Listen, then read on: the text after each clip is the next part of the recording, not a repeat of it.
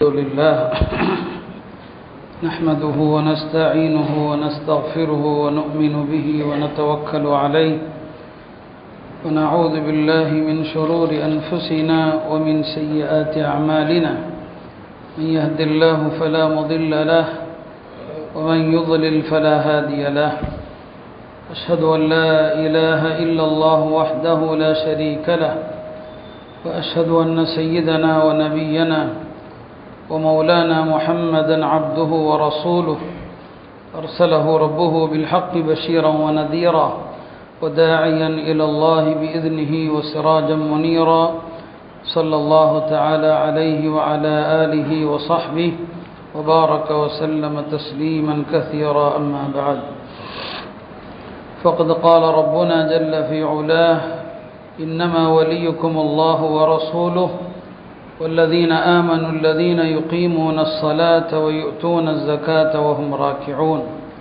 وقال النبي صلى الله عليه وسلم لعلي رضي الله عنه أنت مني وأنا منك أو كما قال صلى الله عليه وسلم கண்ணியத்திற்குரிய அல்லாஹ்வின் நல்லடியார்களே, நேர்வழி பெற்ற 4 குலஃபாக்களுடைய வரலாறுகள், 3 ஹலீஃபாக்களுடைய வரலாறுகளை சொல்லியிருந்தோம். 4வது ஹலீஃபா ஹதரத் சையதுனா அலி இப்னு அபி தாலிப் ரலியல்லாஹு அன்ஹு வ அர்தா அவர்களுடைய வாழ்க்கையை நாம் இங்கே சில விஷயங்களை சொல்லவிருக்கிறோம். ஹதரத் அலி ரலியல்லாஹு அன்ஹு அவர்கள் சஹாபாக்களில் நிறைய சிறப்புகளுக்குரியவர்கள். அந்த சிறப்புகள் வேறு யாருக்குமே இல்லாத சில சனி சிறப்புகளும் உண்டு. ஒன்று, சஹாபாக்களில் பெருமானார் ஸல்லல்லாஹு அலைஹி வஸல்லம் அவர்களுக்கு உறவு முறையிலே மிக மிக நெருக்கமான ஒரு சஹாபி ஹதரத் அலி ரலியல்லாஹு அன்ஹு அவர்கள். ஏனென்று சொன்னால், ஹதரத் அலியுடைய தந்தை அபு தாலிப், அவரும் பனு ஹாஷிம் குடும்பத்தை சார்ந்தவர். ஹதரத் அலி ரலியல்லாஹு அன்ஹு அவருடைய தாயார் ஃபாத்திமா பின்து அசத், அவர்களும் பனு ஹாஷிம் குடும்பத்தை சார்ந்தவர்கள். 2 பேருமே பெருமானார் ஸல்லல்லாஹு அலைஹி வஸல்லம் அவர்களுடைய உறவினராக இருக்கிறாங்க. இன்னும் சொல்லப்போனால், நபி ஸல்லல்லாஹு அலைஹி வஸல்லம் அவர்களை வளர்த்தது அபு தாலிப் என்று நாம் சொன்னாலும், அவர்களை வளர்த்ததிலே ஹதரத் அலியுடைய தாயார் ஃபாத்திமா பின்து அசத் அவர்களுக்கும் பெரும் பங்கு இருந்தது. என்ன, ஹதரத் அலியுடைய தந்தை அபு தாலிப் இஸ்லாத்தை ஏற்கிற வாய்ப்பை அவர் பெறவில்லை. ஆனால் ஹதரத் அலியுடைய தாயார் ஃபாத்திமா பின்து அசத் முஸ்லிமானாங்க. இஸ்லாத்தை ஏற்றது மட்டுமல்ல, அவர்கள் மதீனாவுக்கு ஹிஜ்ரத் செய்து பெருமானாரோடு மதீனாவும் வந்தாங்க. நபி ஸல்லல்லாஹு அலைஹி வஸல்லம் அவர்கள் ஃபாத்திமா பின்து அசத் இறந்த நேரத்தில் அவர்கள் செய்ததையெல்லாம் பார்க்கும்போது எந்த அளவுக்கு அவர்கள் மீது பாசம் வச்சுருந்தாங்கன்னு அறியலாம். பொதுவாக நபி ஸல்லல்லாஹு அலைஹி வஸல்லம் அவர்கள் அவர்களுக்கு யார் எந்த கட்டத்தில் ஒரு சிறிய உபகாரம் செய்தாலும் அந்த உபகாரத்தை பெரிதாக மதிப்பாங்க. நாம் அந்த குணம் பல பேர்கிட்ட இல்லை. அடுத்தவுடைய உபகாரத்தை ரொம்ப துச்சமாக நினைக்கிறது. நபி ஸல்லல்லாஹு அலைஹி வஸல்லம் அவங்க ஒரு சின்ன உபகாரத்துக்கு கூட பெரிய துவா செய்வாங்க. அவங்களுடைய தாடியில் அவங்க மினால செய்து கொண்டிருக்கும் போது ஒரு பறவையினுடைய இறகு விழுந்து விடுகிறது. அபு அய்யூப் அல் அன்சாரி அந்த பறவையினுடைய அந்த இறகை அப்படி தட்டி விடுவாங்க. நபி ஸல்லல்லாஹு அலைஹி வஸல்லம் அவர்கள் அதற்கு பெரிய துவா செய்வாங்க அபு அய்யூப் அவர்களுக்காக. யா அல்லாஹ், இவருக்கு வாழ்க்கையிலே துன்பங்கள் வராமல் நீ தட்டி விடுன்னு சொல்லி. நாம் அடுத்தவங்களுக்கு என்னைக்காவது இப்படி மனப்பூர்வமாக துவா செய்கிறோமா? இப்போ நபி ஸல்லல்லாஹு அலைஹி வஸல்லம் அவங்க பிறருடைய உதவியை, சின்ன உதவியையும் பெருசாக மதிப்பாங்க. உயர்ந்த குணம் அதுதான். அப்படி பார்த்தா ஃபாத்திமா பின்து அசத் யாருன்னா, பெருமானார் ஸல்லல்லாஹு அலைஹி வஸல்லம் அவங்கள வளர்த்த தாய் அவங்க. அன்னை ஹதரத் அலியுடைய தாயார். அந்த ஃபாத்திமா பின்து அசத் இறந்த நேரத்தில் நபி ஸல்லல்லாஹு அலைஹி வஸல்லம் அவர்கள் அவங்களுக்காண்டி கபர் தோண்ட சொல்கிறாங்க. ஹதரத் உசாமா, அபு அய்யூப் அல் அன்சாரி, ஹதரத் உமர், இவங்களெல்லாம் கபர் தோண்ட சொல்கிறாங்க. அன்னைக்கு மதீனால மக்கால எல்லாம் கபர் எப்படி தோண்டுவாங்க? கபர் நடுவில் குழி தோண்டிட்டு உள்ள கிபிலா பக்கமாக இன்னொரு குழி தோண்டுவாங்க. உள்குழி என்று சொல்லுவாங்க. அரபியில் லஹதுன்னு சொல்லுவாங்க. இந்த சஹாபாக்கள்கிட்ட சொன்னாங்க, நடுவில் குழி வெட்டிட்டு அதுக்கப்புறம் உள்குழி நீங்கள் தோண்டக்கூடாது என்ற சொல்லணும்னு சொன்னாங்க. இந்த சஹாபாக்கள் எல்லாம் குழி வெட்டிட்டு இறங்கிட்டு மேலே வந்துட்டாங்க. நபி ஸல்லல்லாஹு அலைஹி வஸல்லம் அவங்கள்ட்ட சொன்னபோது பெருமானார் கீழே இறங்கி தன்னுடைய யாருக்காக, பெரியம்மாவுக்காக, ஃபாத்திமா பின்து அசத் அவர்களுக்காக அவங்களே உள்குழி தோண்டி அந்த மண்ணை எல்லாம் எடுத்து வெளியே போட்டுட்டு எந்த குழியில் ஹஜ்ரத் ஃபாத்திமா அவர்களை வைக்க போகிறாங்களோ அங்கே பெருமானாரும் கொஞ்ச நேரம் படுத்தாங்க. நபி ஸல்லல்லாஹு அலைஹி வஸல்லம் படுத்து எஞ்சால் அந்த இடத்துல வேதனை செய்யப்படாது. பெருமானார் ஸல்லல்லாஹு அலைஹி வஸல்லம் உடைய உடல் பட்ட இடத்துல வேதனை நடக்காது. நபி ஸல்லல்லாஹு அலைஹி வஸல்லம் ஃபாத்திமா பின்து அசதுக்காக அல்லாஹ் தண்டிக்க போறதில்லை, ஆனாலும் இவ்வளவு அக்கறை எடுத்தாங்க. அந்த இடத்துல படுத்தாங்க, படுத்து கொண்டு துவா செஞ்சாங்க. அல்லாஹுல்லதி யுஹ்யி வ யுமீத் வ ஹுவ ஹய்யுல் லா யமூத் அல்லாஹும்ம ஃபிர் லி உம்மி ஃபாத்திமா. அல்லாஹ் தான் மரணிக்க செய்கிறான், அல்லாஹ் தான் உயிர் கொடுக்கிறான், ஆனால் அவன் ஹையாக இருக்கிறான், மரணிப்பதில்லை. யா அல்லாஹ், என்னை வளர்த்த தாய் இந்த ஃபாத்திமாவை மன்னித்து விடுன்னு சொன்னாங்க. இந்த ஃபாத்திமா இருக்கிறாங்களே, உம்மி பாத உம்மி, என்னை பெற்றெடுத்த தாயாருக்கு பிறகு என்னை வளர்த்த இரண்டாவது தாய் என்று சொன்னான்.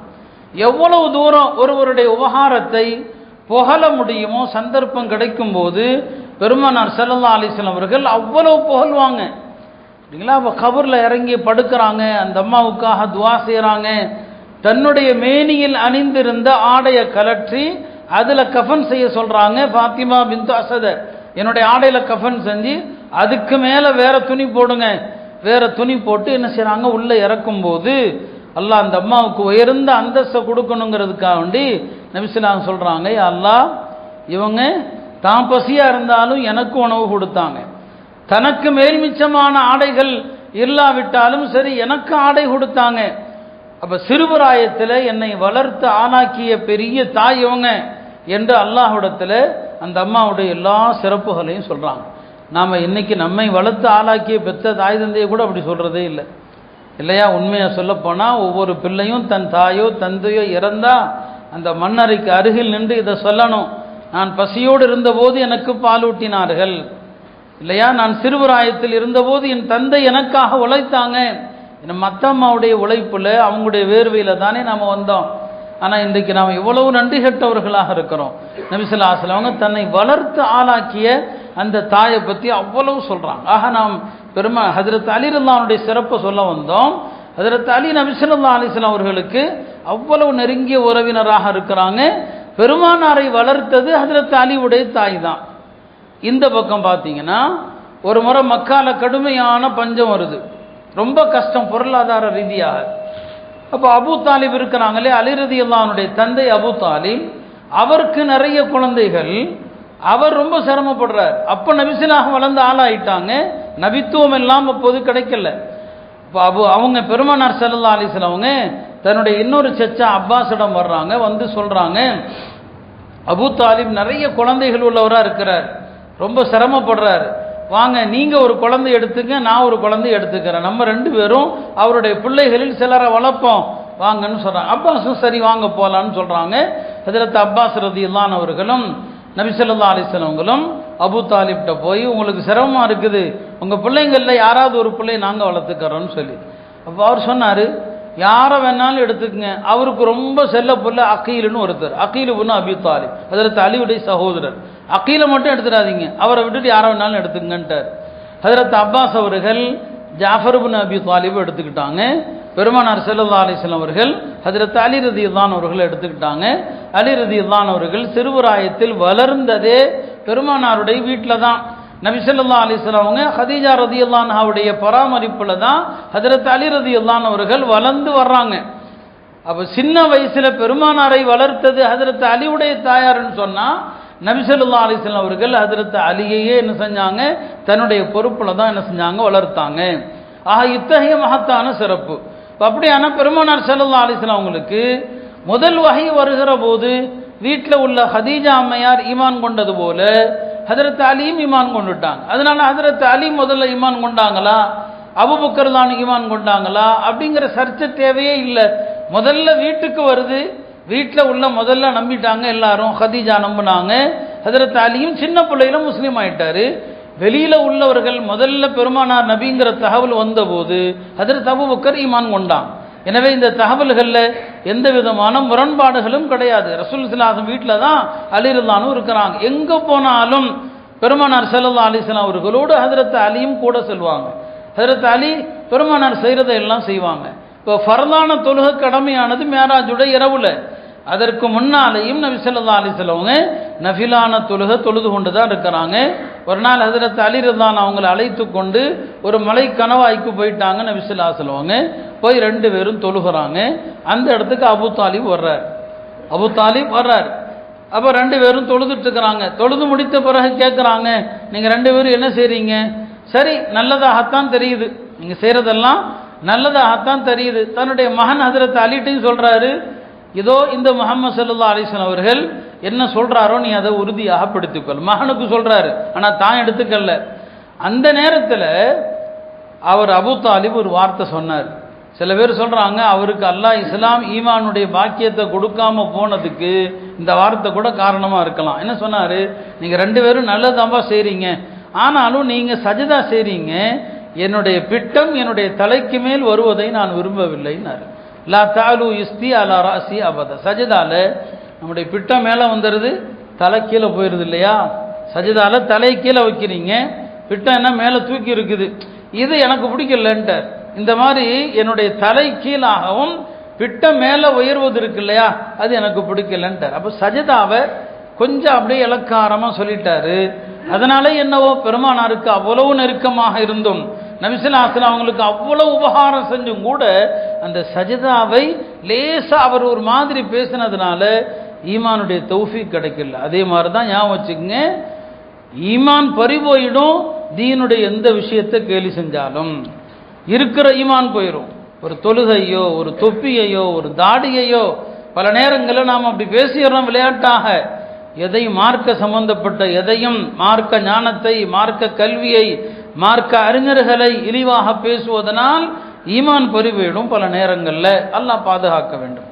அருமையானவர்களாக இப்படி ஹஜ்ரத் அலி ரலியல்லாஹு அவர்கள் நபி ஸல்லல்லாஹு அலைஹி வஸல்லம் கூடவே இருந்தாங்க. அதனால தான் அவங்க சொல்லுவாங்க, குர்ஆனை பற்றி கேட்கணும்னா என்கிட்ட கேளுங்க. எந்த ஆயத்து பகலில் இறங்கியதா இரவில் இறங்கியதா எனக்கு தெரியும், தரையில் இறங்கியதா மலையில் இறங்கியதா எனக்கு தெரியும், எல்லா விஷயங்களையும் என்னிடம் கேளுங்கள் என்று ஹஜ்ரத் அலி ரலியல்லாஹு அவர்கள் சொல்லுவாங்க. ஆக இப்படி பெருமானார் ஸல்லல்லாஹு அலைஹி வஸல்லம் அவர்களுடைய கூட இருந்து வளர்ந்தவங்க. நபி ஸல்லல்லாஹு அலைஹி வஸல்லம் அவர்கள் மக்காவிலிருந்து வெளியேறுகிற நேரம், ஹிஜ்ரத் செய்து மதீனா செல்லக்கூடிய நேரம் என்னங்க வருது. இப்போ மதீனா செல்லக்கூடிய நேரத்தில் நபி ஸல்லல்லாஹு அலைஹி வஸல்லம் அவர்கள் வீட்டில் அமானிதங்கள் எல்லாம் இருக்குது. இந்த அமானிதங்களை எல்லாம் யார்கிட்ட ஒப்படைக்கிறது? ஹஜ்ரத் அலி ரலியல்லாஹு அவர்களை அழைத்து, இரவு என்னுடைய விருப்பில் நீ படுத்து தூங்குன்னு சொல்லிட்டு போயிட்டாங்க. காலையில் எழுந்து எல்லாரிடமும் இந்த அமானிதங்களை கொடுன்னு சொன்னாங்க. நபி ஸல்லல்லாஹு அலைஹி வஸல்லம் அவங்க வீட்டை விட்டு வெளியே போகிற நேரத்தில் ஒரு கைப்பிடி மண் எடுத்து, வஜஅல்னா மின் பைனி ஐதீஹிம் சத்தன் வ மின் கல்ஃபிஹிம் சத்தன் ஃபஅக்ஸைனாஹும் ஃபஹும் லா யுப்ஸிரூன் அப்படின்னு சொல்லிட்டு என்ன செஞ்சாங்க, அந்த மண்ணை அப்படி வீசிட்டு போயிட்டாங்க. அது எல்லாருடைய கண்ணையும் மறைச்சிருச்சு. எல்லார் தலையிலையும் மண் விழுந்துச்சு. ஆனால் ஒருத்தனுக்கு கூட தெரியாது, எல்லார் தலையிலையும் மண் இருக்குது. நபி ஸல்லல்லாஹு அலைஹி வஸல்லம் வீட்டை விட்டு அழகாக போயிட்டாங்க. இந்த குறைஷிகள் எல்லாம் நபி ஸல்லல்லாஹு அலைஹி வஸல்லம் வெளியே வர்ற நேரத்தில் கத்தல் செஞ்சிடணும், அவங்கள கொலை செஞ்சிடணும் காத்திருக்கிறாங்க. அலி ரலியல்லாஹு நிம்மதியாக தூக்குறாங்க. வெளியில் எதிரிகள் நிற்கிறாங்க. அவங்களே சொல்லுவாங்க, நான் வாழ்க்கையிலே நிம்மதியாக தூங்கின இரவு அந்த இரவு தான் சொல்லி. இப்போ நீண்ட நேரம் ஆகுது, இரவுல தானே ஹிஜ்ரத்துக்கு பயணம் புறப்படுவாங்க, நபி ஸல்லல்லாஹு அலைஹி வஸல்லம் வெளியே வருவாங்க என்று காத்து கொண்டே இருக்கிறாங்க குறைஷிகள். அந்த நேரத்தில் ஒரு பெரிய வயதான தோற்றத்தில் ஒருவர் வந்தார். வந்தவன் இப்லீஸாகவும் இருக்கலாம். என்னப்பா யாருக்காண்டி பார்த்துட்ருக்கீங்கன்னு சொல்லி, ஏதோ முகம்மது வருவார் கொலை செய்வார்னு பார்த்துட்ருக்குறோன்னு சொல்லி சொன்னாங்க. அவர் எப்பயோ வெளியே போயிட்டார். உங்கள் மேலே மண்ணை தூக்கிட்டு போயிட்டார். எல்லார் தலையிலையும் மண் இருக்குது, கை வச்சு பாருங்கன்னாரு. அப்போ தான் எல்லாம் பார்க்குறாங்க, எல்லார் தலையிலையும் மண் இருக்குது, எல்லார் தலையிலையும் மண் இருக்குது. ஆஹா, இந்த ஆள் உண்மைதான்பா சொல்கிறாருன்னு அப்போ தான் விளங்குது. காலையில் பார்க்குறாங்க, ஹஜ்ரத் அலி ரலியல்லாஹு அவர்கள் நல்ல தூங்கி வெளியில் வர்றாங்க. எல்லாருடைய அமானிதங்களும் இருக்கிறது. யாருடைய அமானிதம் என்னவோ எல்லாத்தையும் எடுத்துக்கங்கன்னு சொன்னாங்க. இப்போ ரசூல் ஸல்லல்லாஹு அலைஹி வஸல்லம் அவங்க தன்னுடைய இடத்துல ஹிஜ்ரத்தின் போது ஹஜ்ரத் சையதுனா அலி ரலியல்லாஹு அவர்களை வைத்து விட்டு தான் என்ன செஞ்சாங்க, பெருமானார் ஸல்லல்லாஹு அலைஹி வஸல்லம் போனாங்க. அருமையானவர்களே, ஹஜ்ரத் அலி ரலியல்லாஹு அவர்களுடைய ஏராளமான சிறப்புகளில் ஒன்று என்ன, அவர்களுடைய வீரம்.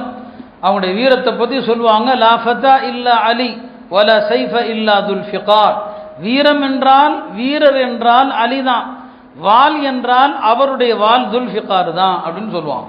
வீரர்னா அலிதான், வால்னா அவர் வைத்திருந்த துல்ஃபிகாருங்கிற வால் இருக்கிறது, அதுதான் வால் என்று மக்கள் சொல்லும் அளவிற்கு அவங்க பெரிய வீரராக இருந்தாங்க. பத்ரு போர்க்களத்தில் அவர்களும் ஹஜ்ரத் ஹம்சாவும் தான் எதிரிகளுடைய 2 பெரிய தலைகளை வீழ்த்தினாங்க. ஹஜ்ரத் ஹம்சா ஷைபாவை வீழ்த்தினாங்க, ஹஜ்ரத் அலி வலீத் இப்னு உத்பாவை என்ன செஞ்சாங்க, வீழ்த்தினாங்க. ஹிஜ்ரி 5ஆம் ஆண்டு ஹந்தக் போர் நடக்குது. ஹந்தக் போரில் எதிரிகள் பல்லாயிரக்கணக்கானோர் மதீனாவை சூழ்ந்து வர்றாங்க. அவங்க உள்ள வருவதை தடுப்பதற்கு தான் ஹஜ்ரத் சல்மான் அவர்கள் கொடுத்த ஆலோசனையின் பேரில் பெரிய குழி தோண்டப்படுது. அகல் என்று சொல்லுவோம், அதனால் அகல் போர்னு சொல்லுவோம். மக்கா குறைஷிகள் மதீனாவை நெருங்கினா உள்ள வர முடியல, 4 பக்கத்திலும் பெரிய அகல் தோண்டப்பட்டிருக்குது. அந்த அகலை தாண்டி வருவதற்கு யாருக்குமே தைரியம் இல்லை. குறைஷிகளில் ஒரு 4 பேர் தாண்ட முயற்சித்தான், அதில் சில பேர் குழிக்குள்ளே விழுந்துட்டாங்க. அந்த மாதிரி அந்த குழியை தாண்டி வந்தவர்களில் ஒரு ஆள் தான் குறைஷிகளில் அம்ரு இப்னு உத்துங்கிற ஒருத்தன். பத்ரில் அவன் காயமுற்று தப்பி போயிட்டான். அந்த காயத்தினால உஹதில் அவனால் வர முடியல, உஹது போரில் அவனால் கலந்துக்க முடியல. அந்த அம்ரு இப்னு உத்து 5ஆம் ஆண்டு நடந்த இந்த ஹந்தக் போர் என்று சொல்லுகிறோமே, அதில் அவன் சபதம் எடுத்திருந்தான், பத்ரில் எனக்கு பட்ட காயம், உஹதில் நான் கலந்து கொள்ளாமல் போனது, இதுக்கெல்லாம் சேர்த்து நான் முஸ்லிம்களை இந்த போரில் கடுமையாக பழி வாங்குவேன்னு சொல்லி வந்திருந்தான்.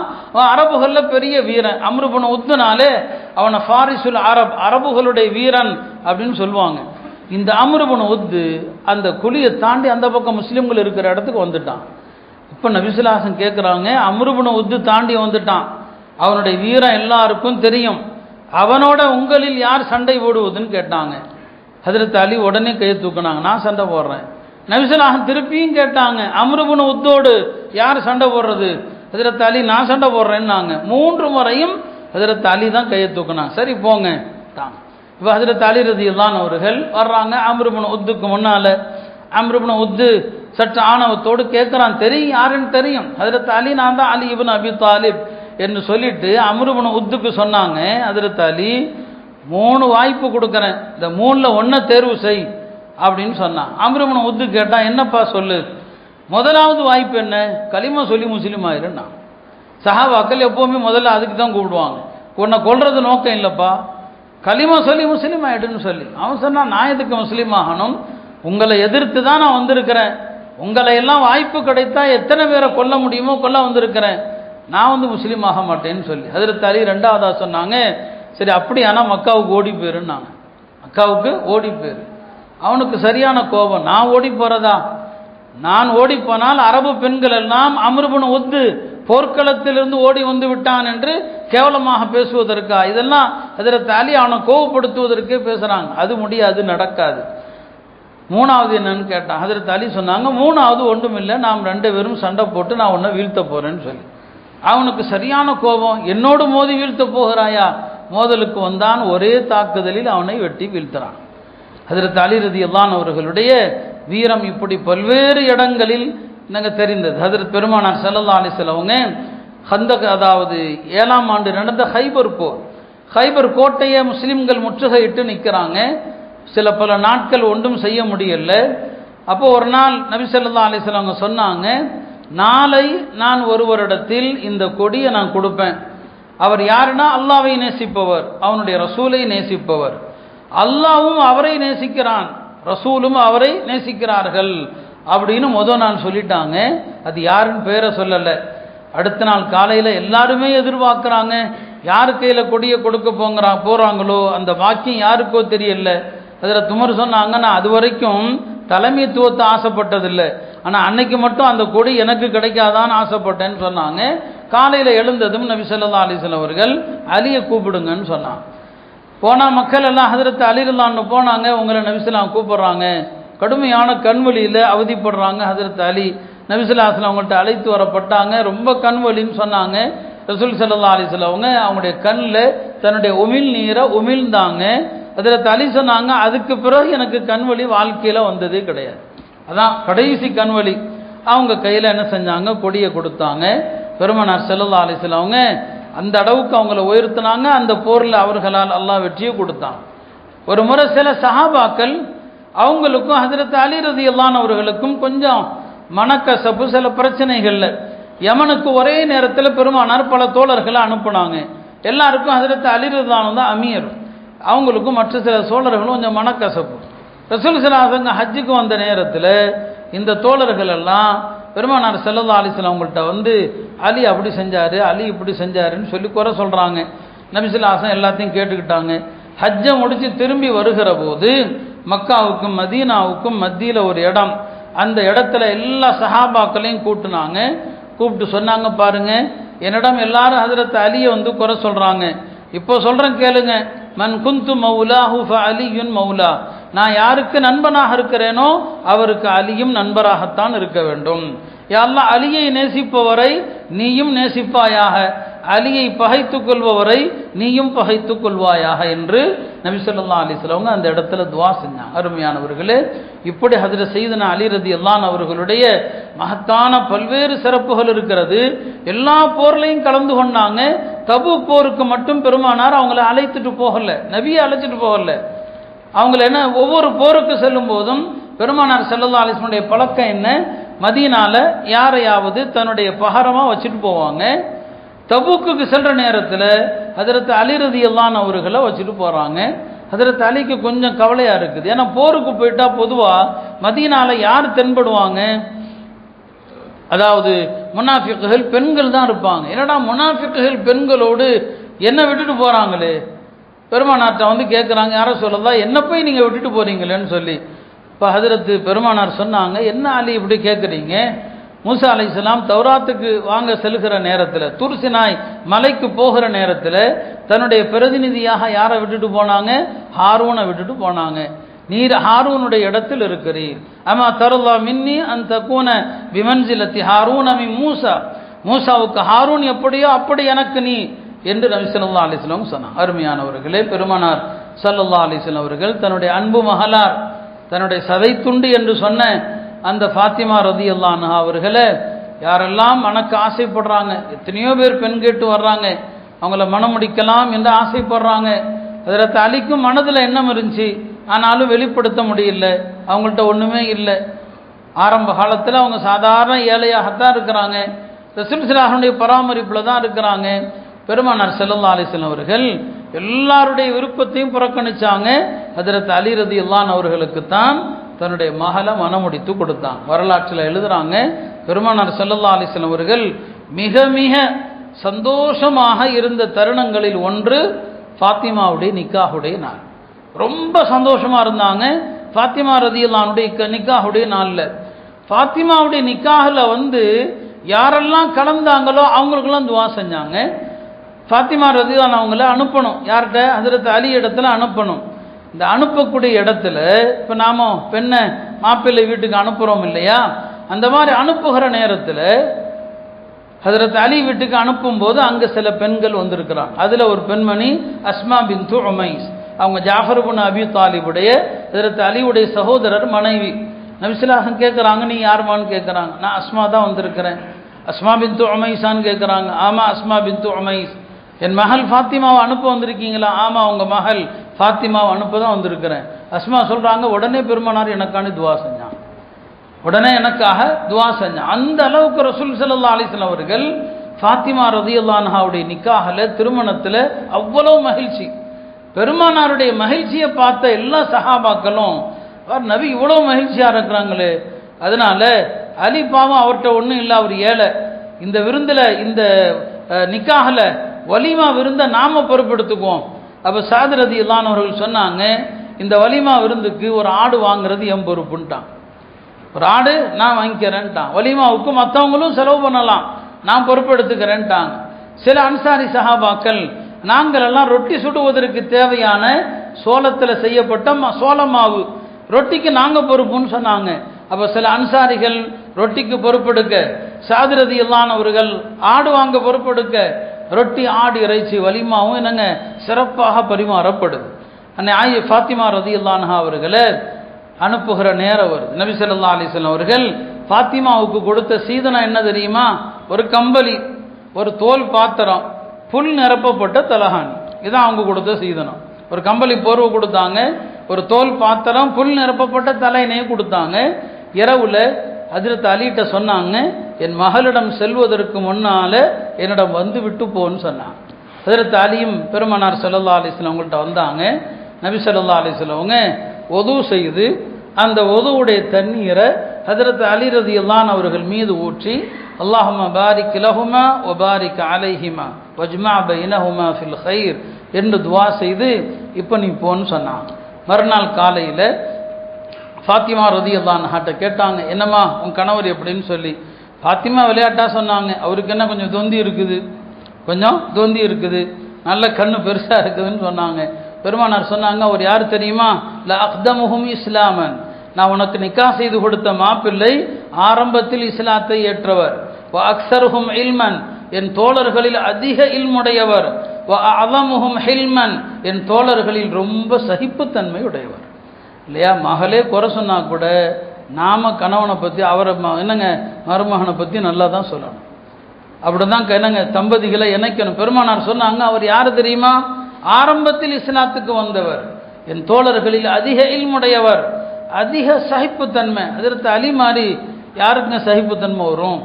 அவங்க ஆட்சிக்கு வந்த நேரத்தில் அவங்கள எதிர்த்தது யாரு? கூட இருந்த எல்லா சஹாபா பல பேர் எதிர்க்கிறாங்க. அலியே சொல்லுவாங்க, எனக்கு வந்த சோதனை யாருக்கும் வரக்கூடாது. ஏன்னா என்ன ஆயிஷா எதிர்க்கிறாங்க. ஆயிஷா யாரு? பெருமானாருடைய மனைவி, நமக்கெல்லாம் தாய் இல்லையா? சொல்லுவாங்க, ஒரு நீண்ட ஒரு இதே சொல்லுவாங்க தனக்கு வந்த சோதனையை பற்றி. ஆனால் சகிப்புத்தன்மையோடு அவர்கள் நடந்து கொண்டாங்க. பெருமானார் ஸல்லல்லாஹு அலைஹி வஸல்லம் அவர்கள் ஹஜ்ரத் அலி ரலியல்லாஹு அன்ஹு அவர்களுடைய இந்த சிறப்புகளை சொல்கிறாங்க. அலி இப்படிப்பட்ட சிறப்புடைய ஒரு சாதாரணமான ஆள் இல்லை என்று ரசூல் ஸல்லல்லாஹு அலைஹி வஸல்லம் அவங்க தன் மகளுக்கு சொல்கிறாங்க. அருமையானவர்களே, ஹஜ்ரத் அலி ரலியல்லாஹு அன்ஹு அவர்கள் விஷயத்தில் பின்னால் உம்மத்தில் என்ன ஏற்படும், என்ன குழப்பம் வரும், அதையும் நபி ஸல்லல்லாஹு அலைஹி வஸல்லம் சொன்னாங்க. ஒரு நாள் ஹஜ்ரத் அலியை பார்த்து சொன்னாங்க, அலியே உம்மால் இந்த சமூகத்தில் 2 பிரிவினர் அழிந்து போவார்கள்னு சொன்னாங்க. 2 பிரிவு அழிஞ்சிருவாங்க. ஒரு பிரிவு யாரு? முஹிப்புன் முஃப்ரித்துன், இன்னொரு பிரிவு முபகிதுன் முஃப்ரித்துன். ஒரு கூட்டம் உம்மை நேசிப்பதில் அளவு கடந்து உம்முடைய அந்தஸ்தை தகுதிக்கு மேல் உயர்த்தி வழிகட்டு போயிடுவாங்க. நான் சொன்னேன் இல்லையா, இந்த ஷியாக்கள் அப்படி வந்தவங்க தான். ஒரு கூட்டம் உண்மை நேசிப்பதில் சொன்னாங்க, ஈசா அலைஹிஸ்ஸலாம் மாதிரி நீ. ஈசா அலைஹிஸ்ஸலாமுடைய விஷயத்தில் யூதர்கள் ஈசா அலைஹிஸ்ஸலாமை இந்த அளவுக்கு வெறுத்து அவங்களுடைய தாய் மரியமின் மீது அவதூறு சுமத்தினாங்க இல்லையா? அவங்களும் அழிஞ்சு போயிட்டாங்க. ஈசா அலைஹிஸ்ஸலாமுடைய விஷயத்தில் இன்னொரு கூட்டம் யாரு? அவங்கள ரொம்ப புகழ்ந்து கடவுளுடைய மகன் சொல்லிட்டாங்க. இந்த உம்மத்தில் உம்முடைய உதாரணம் அதுதான். ஒரு கூட்டம் உம்மை நேசிப்பதில் எல்லை மீறும், இன்னொரு கூட்டம் உம்மை எதிர்ப்பதில் எல்லை மீறும். அதான் ஹாரிஜியாக்கள். உம்மத்தில் தோன்றிய முதல் பிரிவு இந்த 2 தான். ஹாரிஜி ஷீஇங்கிற 2 பிரிவு தான். இந்த 2 யாரால் வந்தது? ஹஜ்ரத் அலி மீதுள்ள நேசத்தில் ஒரு கூட்டம், ஹஜ்ரத் அலி ரலியல்லாஹு அன்ஹு அவர்கள் மீதுள்ள பகைமையில ஒரு கூட்டம். இந்த 2 கூட்டம் தான் உம்மால் அழிந்து போகிற கூட்டம் என்று பெருமானார் ஸல்லல்லாஹு அலைஹி வஸல்லம் அவர்கள் சொன்னாங்க. அருமையானவர்களே, ஹஜ்ரத் அலி ரலியல்லாஹு அன்ஹு அவர்கள் விஷயத்தில் பின்னால அதான் நடந்துச்சு. நான் அதை கடைசியாக சொல்றேன். பெருமானார் ஸல்லல்லாஹு அலைஹி வஸல்லம் அவர்கள் தம்முடைய குடும்பம் ஹஜ்ரத் அலி மீது பாசம் இருக்குது, ஃபாத்திமா ரலியல்லாஹு அன்ஹா அவர்கள் மீது பாசம் இருக்கு இல்லையா? பொதுவாக இந்த பாசம் தானே சாதாரணமாக எல்லாரையும் வழிகெடுக்கும் இல்லையா? அல்லாஹ் குர்ஆன்ல சொல்ற மாதிரி, இன்னமா அவுலாது அம்வாலுக்கும் வ அவுலாதுக்கும் ஃபித்னா, உங்களுடைய மனைவி, செல்வம், குழந்தைகள் இவங்கெல்லாம் ஃபித்னா, எதிரின்னு அல்லாஹ் சொல்லுவான். நபி ஸல்லல்லாஹு அலைஹி வஸல்லம் அவங்களே ஹசன் ஹுசைன் ரலியல்லாஹு அன்ஹுமா தம்முடைய இந்த பேரர்களை பார்த்தா அவங்களால பொறுக்கவே முடியாது, அவ்வளவு பாசம். மெம்பரில் நிற்பாங்க, ஹசன் ஹுசைன் வந்துட்டா அவங்களால பொறுக்க முடியாது, கீழே இறங்கி வந்து தூக்கி கொள்வாங்க. அந்த அளவுக்கு பாசம். அப்போ ஹஜ்ரத் அலி ஃபாத்திமா மீது எவ்வளவு பாசம் இருந்திருக்கும். ஆனாலும் நபி ஸல்லல்லாஹு அலைஹி வஸல்லம் அவர்கள் இந்த போர் செல்வங்கள் என்று வருகிற நேரத்தில் அதில் ஃபாத்திமா ரலியல்லாஹு அன்ஹாவுக்கும் பங்கு இருக்குது, ஹஜ்ரத் அலிக்கும் பங்கு இருக்குது. பெருமானார் யாருக்கு முன்னுரிமை கொடுக்குறாங்க? ஒரு நேரம் மதீனாவுக்கு சில கைதிகள், போர் கைதிகள் கொண்டு வரப்படுறாங்க. இந்த போர் கைதிகள் இஸ்லாமிய சட்டப்படி அடிமைகள், அவங்கள வீட்டு வேலைக்கு என்னங்க வைத்துக் கொள்வாங்க. அப்போ அந்த நேரத்தில் ஹஜ்ரத் அலி ரலியல்லாஹு அன்ஹு அவர்கள் தன்னுடைய மனைவி ஃபாத்திமா ரலியல்லாஹு அன்ஹா சொன்னாங்க, வீட்டு வேலை பார்த்து ரொம்ப நீ பலவீனமாயிட்ட, வேலை பார்த்து இதோ அடிமைகள் வந்திருக்கிறாங்க, போய் நபி ஸல்லல்லாஹு அலைஹி வஸல்லம் அவங்கள்ட்ட போய் ஒரு அடிமை வீட்டு வேலைக்கு வாங்கலாமேன்னு சொல்லி ஃபாத்திமா ரலியல்லாஹு அன்ஹா வந்தாங்க. வீட்டில் ஆள் இருந்தாங்க, பேச முடியல, வந்துட்டாங்க. இரவுல நபி ஸல்லல்லாஹு அலைஹி வஸல்லம் அவங்க ஃபாத்திமாவை தேடி வர்றாங்க. நபி ஸல்லல்லாஹு அலைஹி வஸல்லம் பழக்கம் அதுதான். பெருமானாரை பார்க்க ஃபாத்திமா வந்தால் நபி ஸல்லல்லாஹு அலைஹி வஸல்லம் எஞ்சிருவாங்க, மகளை வரவேற்க எஞ்சிருவாங்க. அதே மாதிரி தான் நபி ஸல்லல்லாஹு அலைஹி வஸல்லம் வந்தால் ஃபாத்திமா எஞ்சிருவாங்க. இரவு நேரத்தில் வர்றாங்க. வந்து நபி ஸல்லல்லாஹு அலைஹி வஸல்லம் அன்னை ஃபாத்திமா ரலியல்லாஹு அன்ஹா பக்கத்தில் வந்து உட்கார்ந்து கேட்குறாங்க, என்னை சந்திக்க வந்த காரணம் என்னன்னு சொல்லி சொல்ல வைக்கப்பட்டாங்க. ஹஜ்ரத் அலி ரலியல்லாஹு அன்ஹு சொன்னாங்க, வீட்டு வேலை பார்க்குறதும் அவங்க தான், வீட்டை கூட்டி போயிருக்கிறதும் அவங்க தான், வெளியில் போய் தண்ணி எடுக்கிறதும் அவங்க தான், எல்லா வேலையும் அவங்களே செய்கிறாங்களே, ஒரு அடிமை வீட்டு வேலைக்கு வைக்கலாமேன்னு சொன்னேன்னு சொல்லி நபி ஸல்லல்லாஹு அலைஹி வஸல்லம் சொன்னாங்க, நான் எப்படி உங்களுக்கு தர முடியும்? மஸ்ஜித் நபவியில் ஒரு மதரசா இருக்கு. அந்த மதரசால சில மாணவர்கள் இருக்கிறாங்க. அந்த மாணவர்கள் வயிற்று பசியோடு சுருண்டு கிடக்க நான் என் குடும்பத்துக்கு தர முடியுமான்னு கேட்குறான். அந்த வார்த்தை அப்படியே வருது. இந்த மாணவர்கள் மதரசாவில் படிக்கிற, ஏன்னா நமக்கு புரிகிற மாதிரி சொன்னான், அவங்க தான் திண்ணை தோழர்கள், அது ஒரு மதரசா. அந்த மதரசா மாணவர்கள் பசியோடு படுத்திருக்க நான் இந்த அடிமைகளை உங்களுக்கு தர முடியுமா? நான் இந்த அடிமைகளை விற்று அந்த காசை இந்த சுஃபாவுடைய மாணவர்கள் அவர்களுக்கு செலவு செய்ய நான் நாடி இருக்கிறேன், நான் எப்படிமா உனக்கு தர முடியும்? நான் உங்களுக்கு ஒரு அமலை சொல்லித்தர்றேன். இரவுல படுக்கைக்கு போறதுக்கு முன்னால சுப்ஹானல்லாஹ் 33 தடவை, அல்ஹம்துலில்லாஹ் 33 தடவை, அல்லாஹு அக்பர் 34 தடவை ஓதிட்டு படுங்க. காலையில் எந்த சோர்வும் இல்லாமல் எழுந்திருப்பீர்கள். ஹஜ்ரத் அலி ரலியல்லாஹு அன்ஹு சொல்றாங்க, இதை கற்றுக் கொடுத்த நாளிலிருந்து என் வாழ்க்கையில இரவில் இந்த 3 திக்ருகளையும் சொல்லாமல் நான் படுத்ததில்லைன்னு சொல்லி. அப்போ ஒருத்தர் கேட்டாரு, சிஃபின் போர் நடந்துச்சே, அந்த போர் நடந்த இரவுல இந்த திக்ரை நீங்க ஓதுனீங்களா, மறந்துட்டீங்களான்னு சொல்லி சொன்னாங்க. வலா லைலத்த சிஃபின், சிஃபின் போர் நடந்த இரவிலும் கூட நான் இதை மறக்கவில்லைன்னு சொன்னாங்க. இதுதான் நபித்தோழர்களுடைய பண்பு. அப்போ பெருமானார் சொல்லிட்டாங்க, இல்லமா அவங்களுக்கு கொடுத்தரலாம். அன்னை ஃபாத்திமா ரலியல்லாஹு அன்ஹா ஏத்துக்கிட்டாங்க. இதுதான் ஒரு தலைமைத்துவத்துக்கு அழகு இல்லையா? தனக்கு வேண்டப்பட்டவர்கள் இருந்தாலும் முஸ்லிம்களில் யார் ஏழைகளோ அவங்களுக்கும் முன்னுரிமை கொடுக்க வேண்டும் என்பதை பெருமானார் ஸல்லல்லாஹு அலைஹி வஸல்லம் அவர்கள் இந்த இடத்துல நமக்கு கற்றுக் கொடுத்தாங்க. அருமையானவர்களே, இப்படி செய்தனா அலி ரலியல்லாஹு அவங்களுடைய வாழ்க்கையில ஏராளமான விஷயங்கள் உண்டு. அவங்களுடைய வாழ்க்கையில் சொல்வதற்கு 1-2 விஷயங்கள் கிடையாது. எல்லா சஹாபாக்களுடைய சிறப்புகளும் அதுதான். நாம் அஹ்லு சுன்னா என்பவர்கள் எல்லா சஹாபாக்களையும் நேசிக்கிறோம். குறிப்பாக குலஃபாய் ராஷிதீன்களை அதிக நேசிக்கணும். பெருமானார் ஸல்லல்லாஹு அலைஹி வஸல்லம் அவர்களுடைய குடும்பத்தினர் அஹ்லுல் பைத் என்று சொல்லப்படுகிற அவர்களை அதிகமாக நேசிக்கிறோம். இதுதான் நம்முடைய நிலைப்பாடு. சஹாபாக்கள்ல யாரையும் நாம விமர்சிக்க கூடாது, யாரையும் குறை சொல்லக்கூடாது. இதான் நம்முடைய நிலைப்பாடு என்பது நம்முடைய கொள்கையாக இதை புரிந்து கொள்ளணும். அருமையானவர்களே, ஹஜ்ரத் அலி ரலியல்லாஹு அன்ஹு அவர்கள் 4வது ஹலீஃபாவாக வர்றாங்க. அவங்க ஹலீஃபாவாக வருகிற நேரத்தில் உம்மத்து சிதறுண்டு போய் கிடக்கு. மற்ற 3 ஹலீஃபாக்கள் பொறுப்புக்கு வருகிற நேரத்தில் உம்மத்து ஒன்றுபட்டு இருக்குது. அலி ரலியல்லாஹு அன்ஹு வர்றாங்க ஆட்சிக்கு. அப்போ உம்மத்து வேறுபட்டு இருக்கிறாங்க. பலவிதமான பிரச்சனைகள். உஸ்மான் ரலியல்லாஹு அன்ஹு அவர்கள் கொல்லப்பட்ட பிரச்சனை. ஹஜ்ரத் அலி பார்க்குறாங்க, இனிமேலும் மதீனாவை ஆட்சியின் தலைமை நகரமாக வைக்க வேண்டாம், கூஃபாவுக்கு மாறிடுறான். கூஃபாவுக்கு வந்துடுறாங்க. அலி ரலியல்லாஹு அன்ஹு அவர்கள் ஹிஜ்ரி 35 ஆட்சி பொறுப்புக்கு வர்றாங்க. அவங்க ஆட்சிக்கு வந்த நேரத்தில் சஹாபாக்களுக்கும் அவங்களுக்கும் சின்ன ஒரு மனக்கசப்பு வருது. முதல்ல யார் உஸ்மானை கொலை செஞ்சாங்களோ அவர்களை கண்டுபிடித்து உஸ்மான் ரலியல்லாஹு அன்ஹுடைய கொலையில் ஈடுபட்ட எல்லாரையும் தண்டித்து விட்டு அதற்கு பிறகு நீங்க ஆட்சிக்கு வாங்க அப்படின்னு சொல்றாங்க. ஆயிஷாவுடைய தலைமையில் ஒரு அணி, இந்த பக்கம் சிரியாவில் முஆவியா இருக்கிறார், அவருடைய தலைமையில் ஒரு அணி. இவங்கெல்லாம் என்ன சொல்றாங்க, முதல்ல உஸ்மான் ரலியல்லாஹு அன்ஹு அவர்கள் அநியாயமாக கொல்லப்பட்டிருக்கிறாங்க.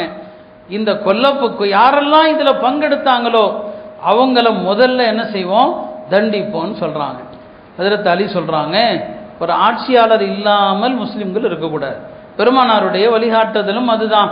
பெருமானார் அடக்கப்படுறதுக்கு முன்னால எல்லாருமா சேர்ந்து அபூபக்கரை தேர்ந்தெடுத்தோமா இல்லையா?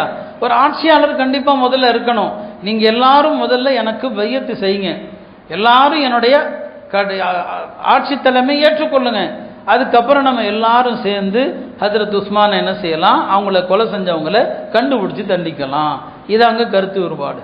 இந்த கருத்து வேறுபாடில் கொஞ்சம் ரெண்டு பக்கமும் அணியில முனாஃபிக்குகள் இருந்தாங்க இல்லையா, அவங்க தான் இந்த சண்டையை மூட்டி விட்டது.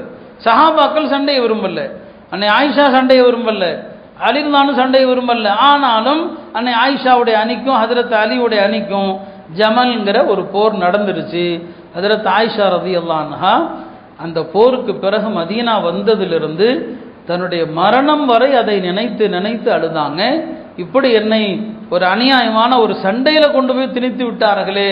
ஏன்னா அவங்க சண்டைக்கு வரல, ஹஜரத் அலியை சந்திச்சு பேசணும். முதல்ல இந்த உஸ்மான் ரலியல்லாஹு அவங்களை கொலை செஞ்சவங்களை எல்லாம் தண்டிக்கணும். ஏன்னா அவங்க எவ்வளவு அநியாயமாக கொல்லப்பட்டாங்க. கடந்த வாரம் நான் அதை பத்தி சொன்னேன். ஆனால் சில முனாஃபிக்குகள் எப்படியோ சண்டையை மூட்டி விட்டு அந்த சண்டையில் பங்கெடுத்ததற்காக ஹஜரத் ஆயிஷா அழுதாங்க. சரிங்களா? இந்த பக்கம் ஹஜரத் முஆவியா அவங்க ஷாமில் இருக்கிறாங்க, சிரியாவில். அவங்க உஸ்மான் ரலியல்லாஹுடைய சொந்தக்காரர் வேற. உஸ்மான் ரலியல்லாஹு அவங்களும் முஆவியா அவர்களும் சிறிய தந்தை பெரிய தந்தை மக்கள். அவர் சொல்றார், நான் விட மாட்டேன், இது முதல்ல பழி வாங்கணும். உஸ்மானை யார் கொலை செஞ்சாங்க, அந்த கொலையாளிகள் எல்லாம் ஹஜரத் அலி கூடவும் இருக்கிறாங்கன்னு அவர் சொல்றார். இந்த மாதிரி ஒரு பிரச்சனை தான் அவங்களுக்கு மத்தியில் நடந்ததுங்க. அப்போ பிரச்சனை ஹஜரத் அலி உஸ்மானை கொலை செஞ்சது யாரு அப்படிங்கிறதுல ஏற்பட்டதில் அவங்களுக்கு மத்தியில் சில சில போர்கள் நடந்தது. எல்லாருமே உள்ளத்தால் அவங்க யாரும் யாரையும் வெறுக்கல. ஹஜரத் அலி சொன்னாங்க, எங்களுக்கு மத்தியில் எல்லாம் சண்டை நடந்தது உண்மைதான், ஆனால் நாளைக்கு சொர்க்கத்தில் என் கூட தான் ஜுபைர் இருப்பாங்க. ஜுபைர் அவங்களோட சண்டை போட்டவர். என் கூட தான் தல்ஹா இருப்பாங்க இல்லையா, என் கூட தான் முஆவியா இருப்பார். இப்போ எல்லாரும் கேட்டாங்க, என்னங்க உலகத்தில் எல்லாம் பகைமையாக இருந்தீங்க, உலகத்தில் ஒருத்தருக்கு ஒருத்தர் அடிச்சிட்டீங்க, மறுமையில் சொர்க்கத்தில் இருப்பீங்களான்னு சொல்லி. அப்போ அவங்க சொன்னாங்க, அல்லாஹ் அதுக்காண்டி தான் குர்ஆனில் ஒரு ஆயத்தை இறக்கியிருக்கிறான், வனஸஅனா மா ஃபீ சுதூரிஹிம் மின் கில்லின் இஹ்வானா. உலகத்தில் பகையாளிகளாக இருந்த எல்லாருடைய உள்ளத்திலிருந்தும் பகைமை பூரா நீக்கி சொர்க்கத்துக்கு எல்லாம் சகோதரர்களாக போவாங்கன்னு அல்லாஹ் சொல்கிறான். இவங்கெல்லாம் என்னுடைய சகோதரர்கள். இப்போ இங்கேயும் அப்படித்தான் நாம் சண்டை போட்டுக்கிறோம் இல்லையா, குடும்பத்தில் சண்டை, அண்ணன் தம்பி சண்டை. இந்த சண்டையெல்லாம் துனியாவோட முடிஞ்சு சொர்க்கத்தில் போகும்போது அது இருக்காது. ஏன்னா அங்கேயும் சில பேர் வீம்பு பிடிக்கலாம் இல்லையா, நான் தீதாரே பார்க்க மாட்டேன்னு சொல்கிறவங்களாம் இருப்பான். அல்லாஹ் சொல்கிறான் அப்படிலாம் இருக்க முடியாது. சொர்க்கத்தில் எல்லாம் இந்த பகைமையெல்லாம் இருக்கக்கூடாது. இப்போ அலி சொன்னாங்க, அல்லாஹ் சொல்கிறானப்பா, நான் உள்ளத்தில் இருக்கிற வஞ்சகத்தை நீக்கி எல்லாரையும் தோழர்களாக அனுப்புவேன்னு சொல்கிறான்ல, அந்த தோழர்களாக நானும் ஜுபைரும் தல்ஹாவும் முஆவியாவும் எல்லாரும் இருப்போம்னு சொன்னாங்க. அவங்களே சொன்ன பிறகு அவங்க சண்டையை பற்றி நம்ம பேசக்கூடாது. அதனால தான் நம்முடைய உலமாக்கள் சொன்னாங்க, சஹாபாக்களுடைய ரத்தத்தில் இருந்து அல்லாஹ் நம்முடைய கையை பாதுகாத்துட்டான். அவங்களுக்கு மத்தியில் நடந்த பிரச்சனையை பேசி உங்கள் நாவை அசிங்கப்படுத்திடாதீங்க. அதனால் ஏன் சண்டை போட்டாங்க அதை பற்றி இன்னைக்கு சில பேர் தாறுமாறாக பேசிகிட்டு இருப்பான். இந்த இணையதளங்கள் வந்த பிறகு நாம் அதை பற்றி பேசக்கூடாது. அவங்க எல்லாரையும் பெருமானார் பொருந்தி கொண்டாங்க, எல்லாருடைய சிறப்பையும் சொன்னாங்க. ஹதீஸில் இதெல்லாம் இருக்கும் என்று சொல்லப்பட்ட விஷயம்தான். 5 ஆண்டு காலங்கள் அதில் சையதுனா அலி ரலியல்லாஹு அவர்கள் ஆட்சி செஞ்சாங்க. அவங்களுடைய ஆட்சியில் உருவான ஒரு கூட்டம் தான் ஹாரிஜி என்கிற கிளர்ச்சியாளர்கள். இந்த ஹாரிஜியாக்கள் தான் இஸ்லாத்தில் வந்த முதல் கூட்டம். அஹ்லு சுன்னாங்கிறது சஹாபாக்களுடைய கூட்டங்க. அந்த சஹாபாக்களுடைய கூட்டமைப்பிலிருந்து யாரெல்லாம் வெளியே வந்தாங்களோ அவங்க தான் இந்த 72 கூட்டம். ஒரு கூட்டம் சஹாபாக்களுடைய கூட்டம், அதை ஏற்றுக்காத கூட்டம் பூரா வெளியில் உள்ள கூட்டம். அதில் முதல்ல வெளியே வந்த கூட்டம் ஹாரிஜியா.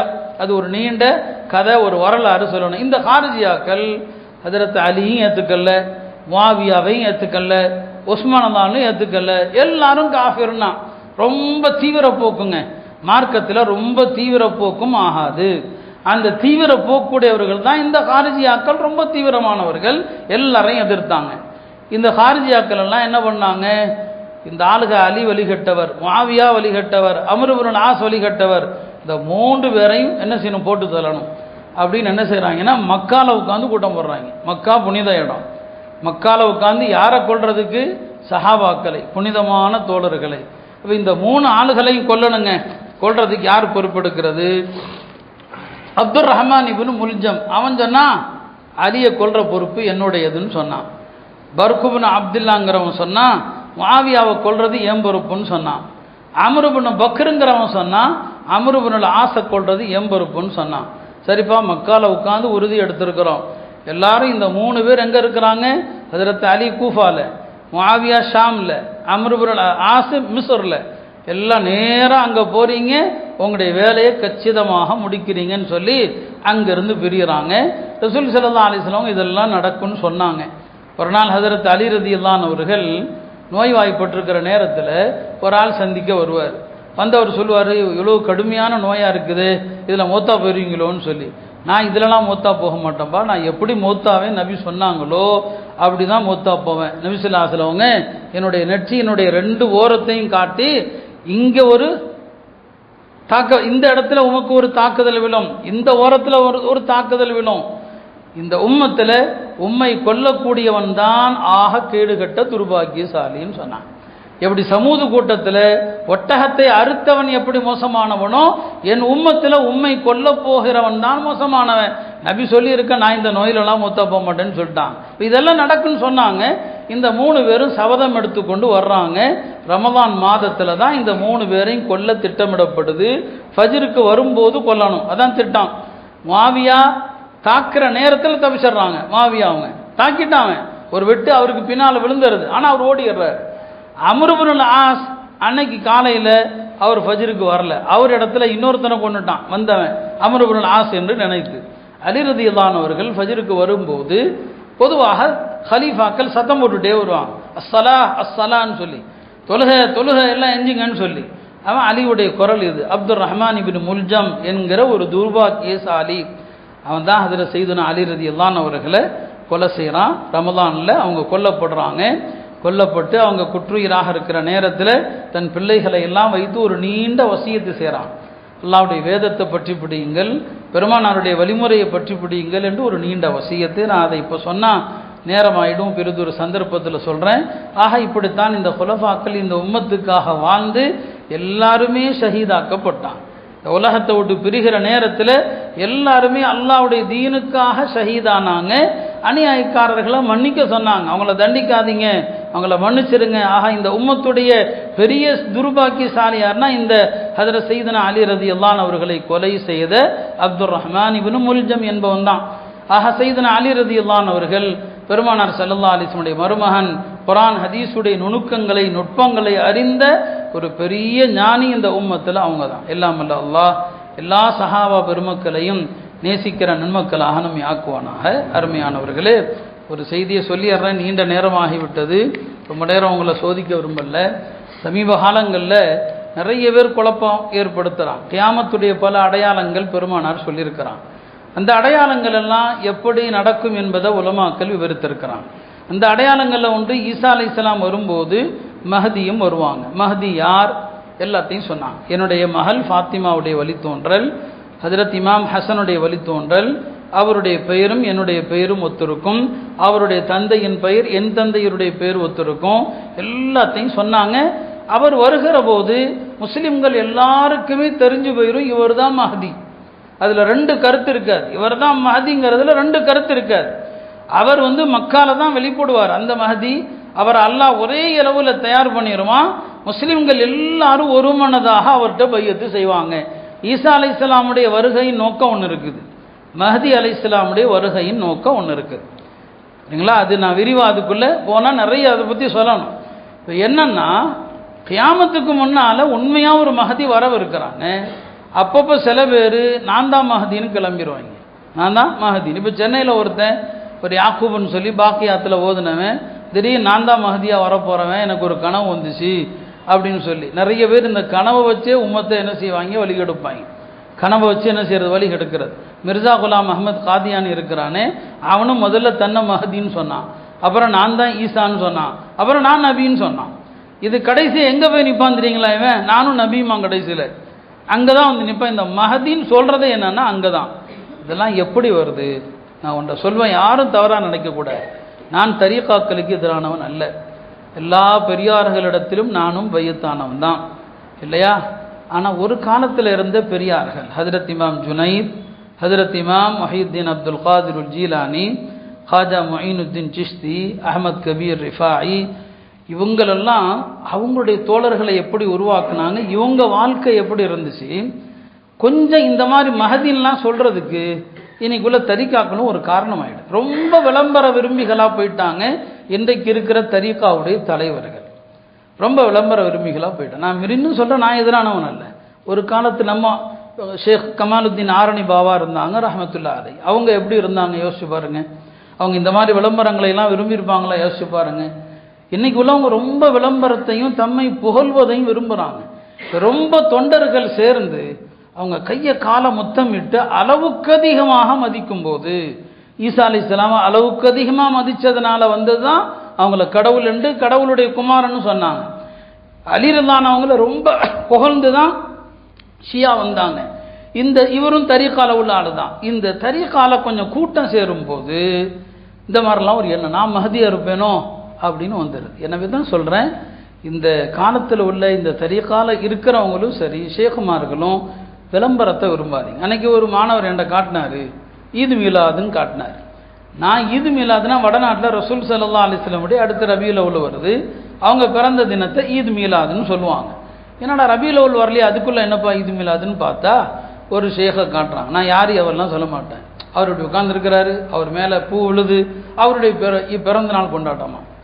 அப்போ பிறந்த நாள் கொண்டாட்டத்தை ஷேகுமார்கள் இப்படியெல்லாம் அங்கீகரிச்சா, இதுதான் ஒரு கட்டத்தில் நானும் மஹதியா இருப்பேனோ உள்ளத்தில் பெருமை எல்லாருக்கும் வந்துடுங்க. அன்னைக்கு இருந்த ஷேகுமார்கள் எல்லாம் அவ்வளவு பணிவு, அவ்வளவு பணிவு என்று இந்த சோசியல் மீடியா வந்ததில் ஷேகுமார்கள் நடக்கிறத வீடியோ எடுக்கிறது, ஷேகுமார்கள் உட்கார்றத வீடியோ எடுக்கிறது, ஷேகுமார்கள் சாப்பிட்றத வீடியோ எடுக்கிறது. இந்த உச்சக்கட்ட புகழ் வழிகேட்டில் கொண்டு போய் தான் தள்ளும். அல்லாஹ் பாதுகாக்கணும். அதனால தான் சொல்கிறேன், நிச்சயமாக பையத்துகளோ நல்லோர்களுடைய தொடர்போ தப்பு கிடையாது, அதுக்கு நான் எதிரானவனும் அல்ல, மீண்டும் மீண்டும் சொல்கிறேன். ஆனால் இந்த மாதிரி விளம்பர ஷேகுகள்லாம் நமக்கு ஒரு காலம் பிடிக்கிறது கிடையாது. அடக்கம் பணிவு அதான் நாம் விரும்புகிறோம். அந்த மாதிரி ஷேகுகள்கிட்ட தான் நம்ம தொடர்புலையும் இருக்கிறது. இப்போ இந்த மாதிரி மஹதிங்கிற உருட்டுகள் எங்கிருந்து வருது? ஒரு கட்டத்தில் நிறைய ஆளுக சேரும்போது, திக்ர் மஜ்லிஸ் அது இதுன்னு கூட்டம் சேரும்போது இவர்களுக்கு பெருமை வந்து விடுகிறது. அதனால் இந்த மாதிரி மஹதின்னு சொல்கிறவன் எல்லாமே தஜ்ஜாலுகள். நபி ஸல்லல்லாஹு அலைஹி வஸல்லம் சொன்னாங்க, கியாமத்துக்கு முன்னால் 30 தஜ்ஜால் வருவான்னு சொன்னாங்க. ஒரு தஜ்ஜால் இல்லை, எல்லாத்துக்கும் கடைசியில் ஒருத்தன் வருவான். அவன் தஜ்ஜால்களுக்கெல்லாம் அவன் தான் குரு. அதுக்கு முன்னால் நபின்னு சொல்கிறவன், மஹதின்னு சொல்கிறவன் எல்லாருமே வழிகேடர்கள். இவங்கெல்லாம் இஸ்லாத்தை விட்டு வெளியே போனோம். அல்லாஹ் பாதுகாக்கணும். எல்லாம் அல்லாஹ் மார்க்கத்தை சரியாக புரிந்து சரியாக விளங்கி அஹ்லு சுன்னாவுடைய கொள்கையில் நிலைத்து நின்று மரணிக்க செய்வானாக. வாஹிரு தாவானா அல்ஹம்துலில்லாஹி ரப்பில் ஆலமீன்.